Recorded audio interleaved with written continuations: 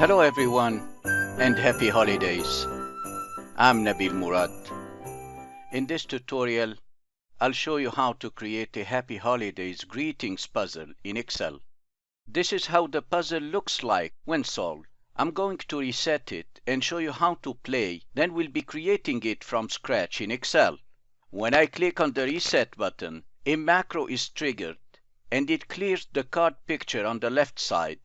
And I see the same picture sliced into 16 squares that are randomized on the right side.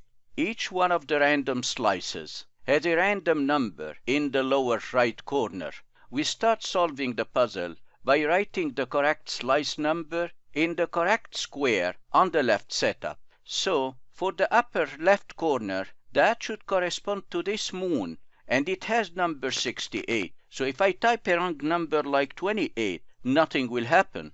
However, if you type the correct number, the small square will move to its correct position on the left side of your window. So if I type 68, then the moon moves to the correct position on the left side, and its original position on the right side will be blue in color like the background.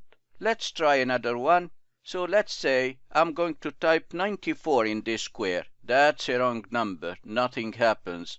But if I type the correct number, which corresponds to this square, if I type 85, then this part will move from the right side to the left side. The user can only type in these 16 squares. If you try to click and select any cell outside the 16 yellow squares, so the user cannot do that because there is a protection applied to the entire worksheet, allowing edits only in these 16 cells. I do have another macro that is hidden in cell A1, and I can trigger it and it will solve the entire puzzle with one single click. So I'm going to click on it and it solved the entire puzzle. This is the macro that resets, and this is the macro that solves. You can also solve the puzzle by playing and typing the correct number in the corresponding squares. I do have some instructions as well on the right side. Let's see how we build this project from ground up in Excel. In this project, we use conditional formatting. We'll create 17 conditional formatting rules. We'll add a background to the spreadsheet. We'll also create two macros, one to reset and one to solve the puzzle. We'll be applying protection while allowing range edits. Along the way, I'll be explaining some formatting and setup options. I finally add some instructions on how to play in a text box on the right side. I start my project by preparing a picture for my puzzle. I then sliced this picture into 16 equal squares. I did it using the slice tool in Photoshop and exported for web, which practically saved each slice as a separate file. You could get the same result with a little more effort by using the crop tool in PowerPoint. I typed a random number on each small square. Then I rearranged the 16 squares randomly to form the bigger picture of the same size like the original picture. I put the two pictures side by side after removing numbers from the original picture to the left. Then I perfectly aligned and grouped the two pictures, leaving a little space in between and all around. This will be the picture I need to start my project. I made it available for you to download. Now let's build our project in Excel. This is my Start Excel file. It doesn't have anything special except that I wrote the 16 numbers that corresponds to the proper order of the 16 squares. I wrote them in cell B12 down to E15. I named the worksheet puzzle, and I saved the entire workbook in a macro-enabled Excel format .xlsm because later on I'll be creating some macros. The first thing I want to do is to insert a background, and I prepared the picture that I'll be using for the background. So I go to the Page Layout tab, and then I click on Background. I have to browse to the location of my picture. I select my picture, and then hit Insert. My next step will be adjusting the column width and the row height. I start by adjusting column A in a way that it is just touching the left border of the left picture. And then I'll be adjusting the 4 columns B, C, D, E. I select them and then right click and select column width. I want to set the width to 18. I can adjust the zooming level to 100% and now it works just fine. I'll be doing the same exact thing for columns F and G. I'm going to narrow the columns F and G in a way that column G is just touching the left border of the second picture, and then I select 4 columns H, I, J, K, right click, and let's adjust the column width. Let's set it to 18 as well. After doing this, I start adjusting the row height. I select row number 1 and I expand it in a way that it touches the top border of the 2 pictures. Then I select 4 rows, 2, 3, 4, 5, right click, and then I adjust the row height to 78. If it needs a little fine tuning, we can always do that.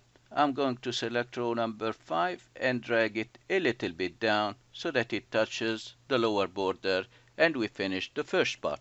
My next step will be adding a fill color to these 16 squares. So I go to the Home tab and select a dark blue color for the 16 squares. I would like now to create a conditional formatting rule. This conditional formatting rule will clear the fill color if you type the correct number.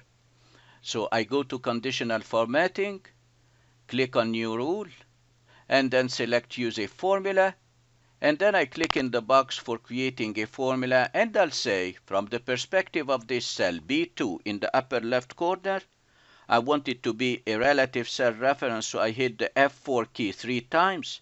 I hit equal, and I say, if this number is equal to the number that I had at the beginning when I opened the Excel file, and this cell should be also a relative cell reference, so I hit the F4 key 3 times. What do you want to do in this case? Well, I would like to apply a formatting. I go to the Fill tab and I say no color. And then I hit OK, and I would have created my first conditional formatting rule. Let's test it. How to test it? By typing the proper numbers, but because I have the numbers here, I'm going to select the 16 squares, copy the numbers, and then I'll go to the cell in the upper left corner and paste the values by clicking on the down arrow of the paste command and select Paste Special. And now the conditional formatting rule is working fine. It reveals the 16 squares of the correct picture. What I would like to do next is to format these numbers so that they are easier to read. So I bump them up to 14, and then I'm going to change the color to white color, and that's fine. I can bold them if I want. The next step is to create 16 different conditional formatting rules on the right side. The concept is, we know that the first formatting rule will reveal the square if you type the correct number. What about the other square on the right side? We want to give the illusion, the impression, that the square is moving from the right to the left. So the rule is, if you type, let's say, from the perspective of this square which has number 77, if you type 77 in the proper square, then I would like to hide this one. From the perspective of this moon, the square having the moon, it has number 68. And it should go to the upper left corner. So if you type 68 in the upper left corner, then this square should be hidden, and this is what the conditional formatting rule will be doing. I need to create a special rule for each one of these squares. All of them will be following the same exact concept, the same exact pattern. Let's start with the first one. I'm selecting the first square having 77. 77 is in this place on the left side, so I say conditional formatting, new rule, and then I say use a formula, and I say from the perspective of the cell in which I'm creating my formula, if this cell is equal to 77, then what would you like to do? Well, I would like to change the fill color, and I'll make it dark blue when I hit OK. Because the cell on the left side has the proper number, so this square seems to be hidden. Let's test it. If I delete this number, the first conditional formatting rule is working and the fill color is blue, while the other conditional formatting rule on the right side is revealing the square. If I type 77, what happens? The two conditional formatting rules are working hand by hand. So I'm revealing the square from the left side and I'm hiding the square on the right side, giving the impression that the square is moving to the correct position. Let's create more conditional formatting rule. I'm selecting the next square, the one below it having number 60. 60 should be in this square on the left side. So I click on conditional formatting and then new rule and then use a formula, and then I say if this square is equal to 60, then what would you like to do? I would like to apply formatting. I go to the Fill tab and I want the blue color, and then I hit OK and another OK. Let's create one more, 68. So if I click on conditional formatting, new rule, and then I say from the perspective of this cell, if the cell in the upper left corner, I click on use a formula and then I say if this cell is equal to 68, then I would like to apply a format, same exact thing as before. I want a dark blue color. I hit OK and then I hit OK. And I created 3 rules. I have to continue creating the 16 rules. Now I created the 16 rules and I would like to create some borders. So I'm going to select the 16 square for the picture on the right side. And then on the Home tab, I click on the down arrow for the borders, select more borders. I want to select a style, and then I want to set the color to white.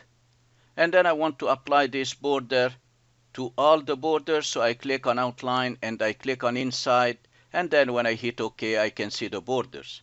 I would like to do the same exact thing with a different color on the left side. So I click on the down arrow for borders, more borders. I select the style, and then I want the color to be an orange color, and I want to apply it to the outside border and to the inside. And then when I hit OK, I created my borders. Now I would like to move to the next step. I want to create a macro that solves the puzzle and another macro that resets my puzzle. I'm going to add the developer tab to the ribbon by right-clicking on one of the tabs and I say customize the ribbon. In the Excel options dialog box, I check the developer tab because I need the functionality of macros available on the developer tab. And here is my developer tab added to the ribbon.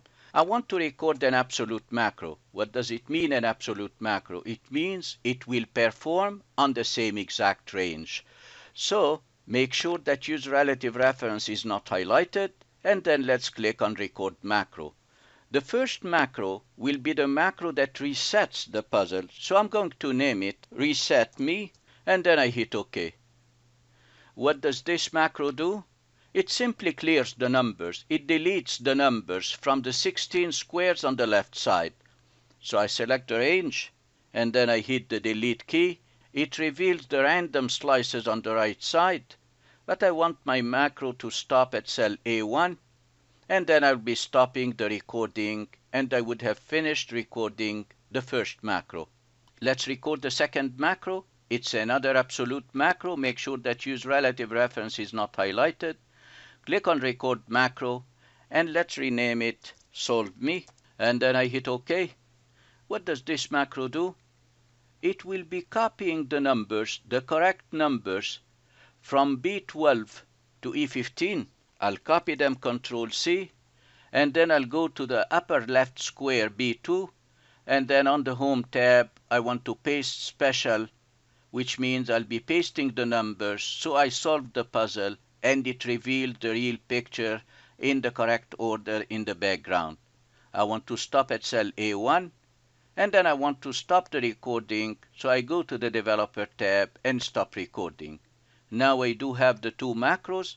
Before I attach the macros to two buttons, I would like to change the fill color of my entire worksheet. I could select the cell in the upper left corner at the intersection of the column letters and row numbers and change the fill color, or I could simply select like a big range up to column Z and go down, let's say down to row number 65, or you can expand it in any way you like, and then you go to the Home tab and say I would like to have a dark background. So I'll be selecting a dark background. The next step is to clear the background from the right side. So I'm selecting the background on the right side in the 16 white square, and I say I don't want a background. If the conditional formatting rule is met, then the conditional formatting rule will be adding the background. Now, what I would like to do next is to bring some instructions, and to bring a reset button, I already created them for you. I'm going to insert them as pictures. So I go to the Insert tab, click on Picture, and then I select the instructions picture and then hit Insert. Here is the instruction pictures. I want to resize it. I'll make it a little smaller and move it a little bit away from the right picture. And then here it is. I want to bring another picture. So I go to the Insert tab, click on Picture, and then here is the button Fill Picture. I bring it. When I hit Insert, it's huge in size. So I want to resize it.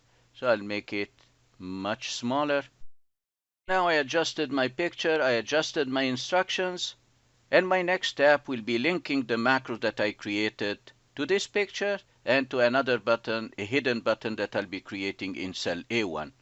To attach a macro, I right-click on the Reset button and say Assign Macro, because this button will be resetting my puzzle, so I select the Reset Me and then hit OK. From the moment you assign the macro to this button, it becomes a functional button and your mouse pointer looks like a pointing finger, which means that any time you click on this button, it will be resetting the puzzle. Let's go and create the button for the second macro. So I'll go to the Insert tab. I want to create a shape. I click on the down arrow and select a square.